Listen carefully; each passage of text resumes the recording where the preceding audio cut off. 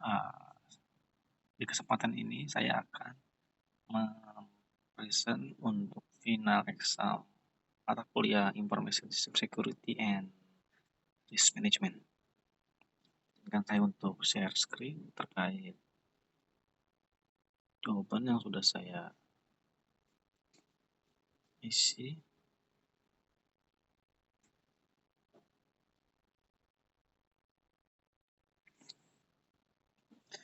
Ya, terlihat. Perkenalkan, saya Adam Muhyiddin, mahasiswa Abidus Graduate Program untuk Prodi MMSI. Oke, langsung saja untuk pertanyaan pertama terkait studi kasus di Bank Syariah Indonesia BSI. Kebetulan saya juga bekerja di bank, jadi cukup mendalami kasus ini, di mana kasus Bank BSI sangat melumpuhkan bahkan sampai core sistem, sehingga operasional terhenti, yang menyebabkan berdampak pada digital channel dan data nasabah ikut terretas, dan hacker meminta untuk tebusan supaya harga yang dibayar untuk tidak dijual ke dark web.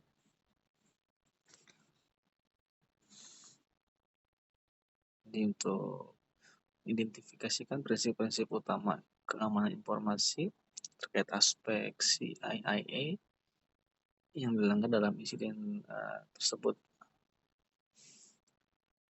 dan contoh-contoh bagaimana pelanggaran setiap prinsip CIA berdampak terhadap operasional BSI dan nasabah tentunya yang paling dirugikan. Saya juga menguraikan bagaimana gangguan pada masing-masing proses transaksi serta compliance atas regulator terkait PDP, perlindungan data nasabah. Terkait identifikasi prinsip-prinsip CIA dan risk analysis. Jadi prinsip keamanan yang dilanggar terkait pertama confidentiality, kerahasiaan. Jadi confidentiality ini prinsip keamanan informasi yang bertujuan untuk make sure data dapat diakses hanya pihak yang berwenang. Jadi hanya yang memiliki roles privilege, biasanya itu user atau produk untuk sebagai owner dari data ya. Dan memang tentunya ini ada di lingkungan production, tidak bisa diturunkan ke environment lain. Biasanya ini harus dimasking dulu supaya bisa diturunkan. Jadi perlindungan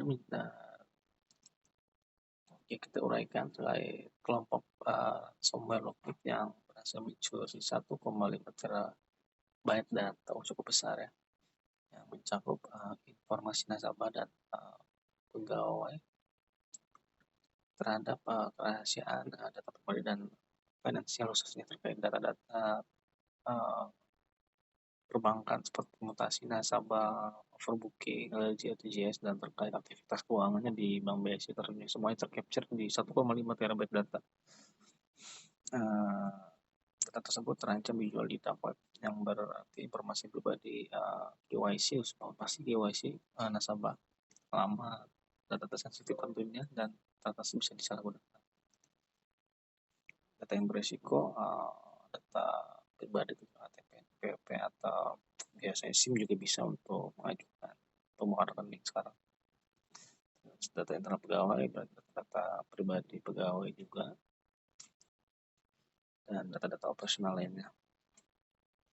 Dampak konfidensial terhadap nasabah, risiko pencurian dan spam di finansial. Data-data kita bisa dicuri dan digunakan untuk ajukan pinjol tentunya bisa, atau digunakan untuk target cobaan peretasan akun-akun yang terdaftar dengan data pribadi kita, dampak. Jadi nasabah bank adalah bisnis kepercayaan, jadi hilang kepercayaan terhadap Bank BSI sebagai institusi yang harusnya berwenang menjaga data pribadi yang memang sudah diatur oleh regulasi dari OJK dan BI.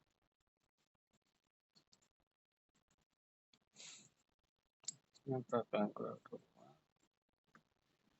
terkait operasional bank. Terhadap operasional bank juga pasti ini akan membuat nama baiknya tercoreng, berdampak kepada nasabah akan menjadi tidak percaya dan enggan untuk mendeposit atau menyimpan dananya di bank tersebut. Terus bank juga akan mendapatkan hukum dari regulasi OJK dengan berdasarkan POJK dan undang-undang PDP yang baru-baru ini sudah dirilis oleh OJK. Satu juga bank akan perlu mengeluarkan kos terkait recovery dan investigasi yang tinggi karena melibatkan dari pihak internal dan eksternal. Biaya ini mungkin bukan hanya materi tapi tenaga, effort, dan lain sebagainya.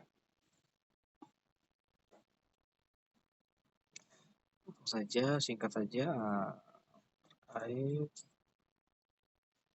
analisis atribut risiko keamanan informasi.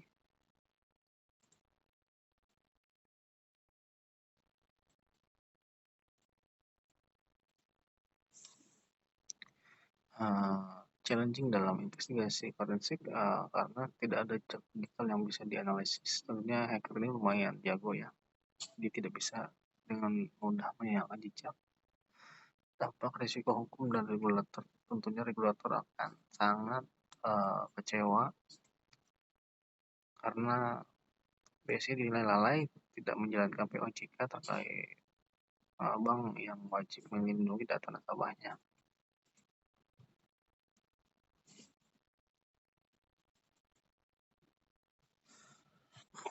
Dalam kerangka risk management, keamanan informasi terdapat 3 atribut utama yang saling terkait. Ancaman threat, vulnerabilities, impact. Terkait BSI ini terkait threat, saja ini dari ransomware ya, malware yang encrypt dan meminta tebusan untuk terus data yang diambil akan dipublish ke dark web, di mana itu akan menjadi konsumsi publik yang sangat berbahaya bagi nasabah BSI dan karyawan tentunya. Dan digital yang terganggu ya, karena BSI mobile internet banking lumpuh karena tidak bisa melayani nasabah karena sebagai customer touch point.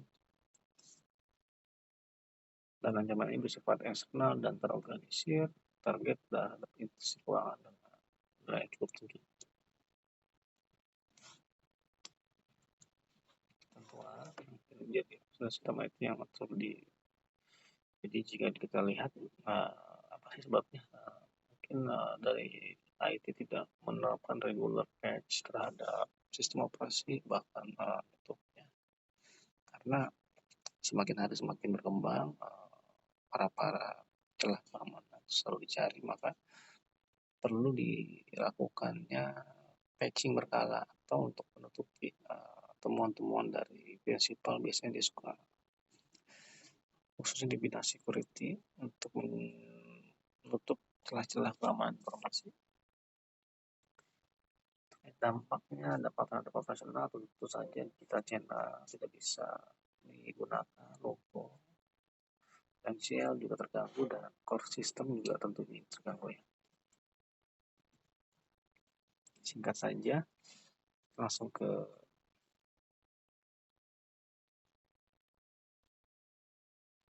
soal nomor 2 terkait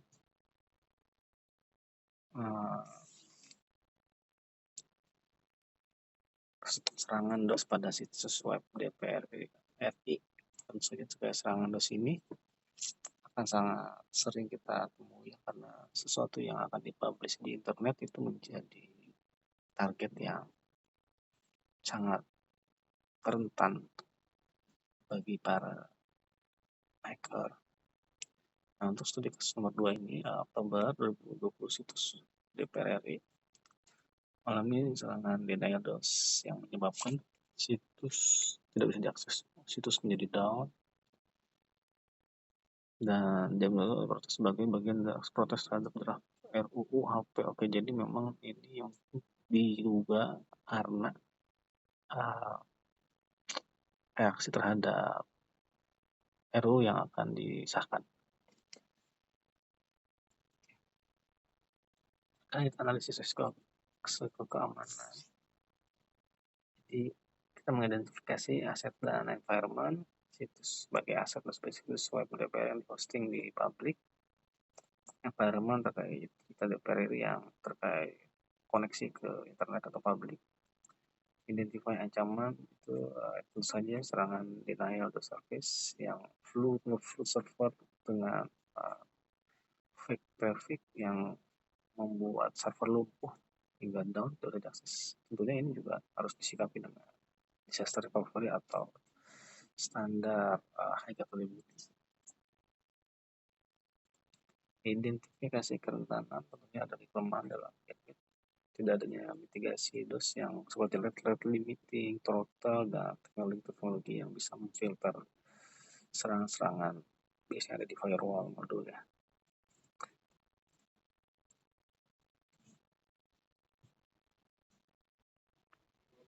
Untuk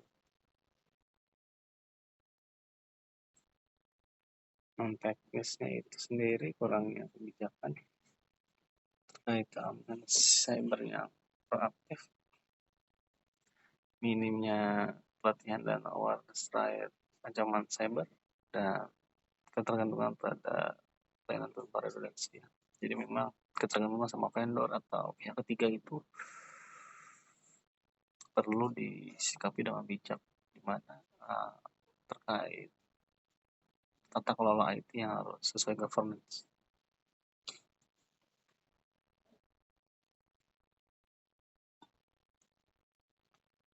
Terkait identifikasi kerentanan sistemik, perlunya ada absensinya sistem mitigasi DDoS seperti WAF, konten CDN untuk mendeteksi zona terdekat dari user dan menerapkan anti denial DOS sebagai fungsi lapisan terhadap traffic berbahaya.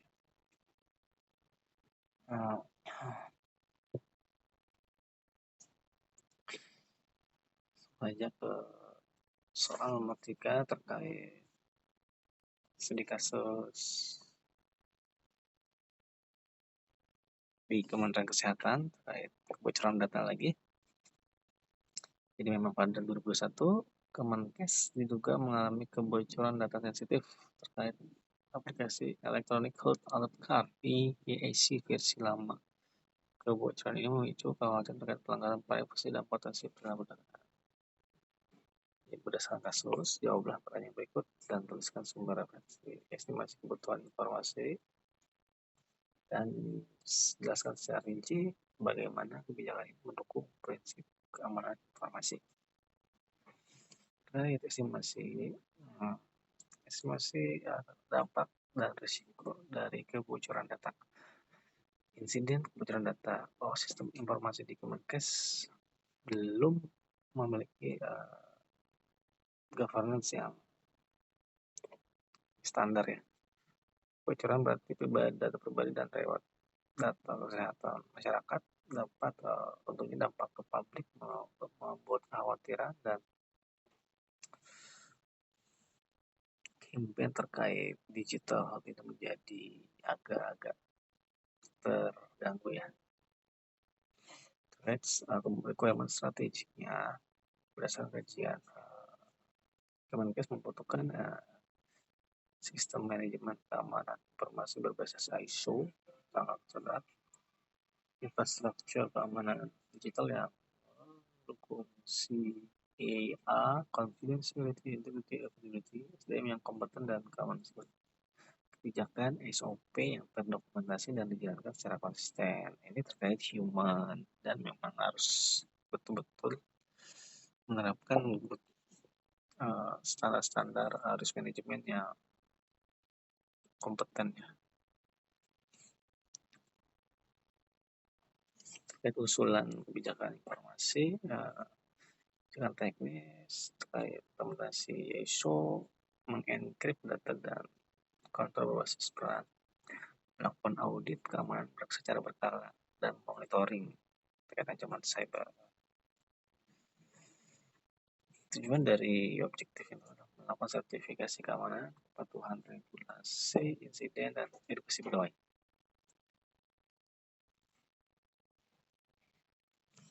Terkait kebijakan keamanan mendukung prinsip CIA terkait confidentiality yang sudah dijelaskan tadi bahwa data tiap oleh pihak yang berwenang tentunya itu harus terdokumentasi dan tercantum dalam dokumen-dokumen NDA atau dalam dokumen-dokumen kerahasiaan data pribadi, sehingga hanya pihak yang kompeten yang bisa beramanah memegang data nasabah atau data-data pribadi sesuai dengan Undang-Undang PDP.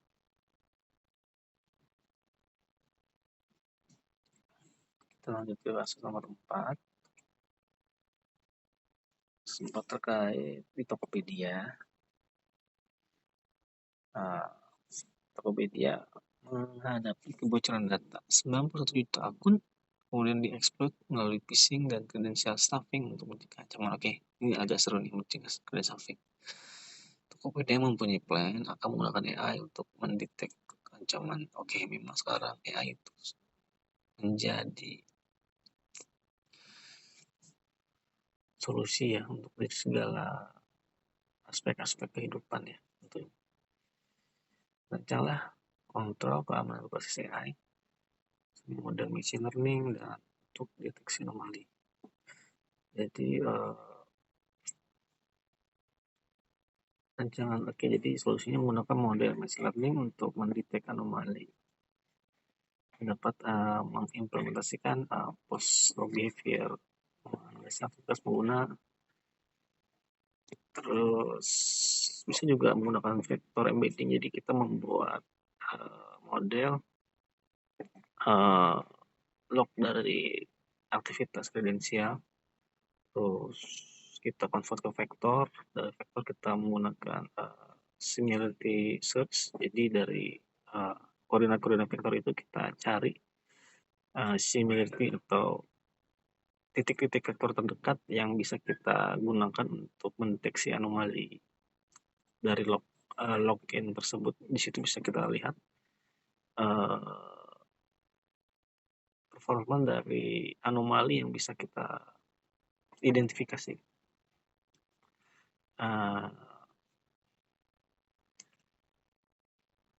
Untuk pencegahan phishing mungkin kita bisa menggunakan NLP ya untuk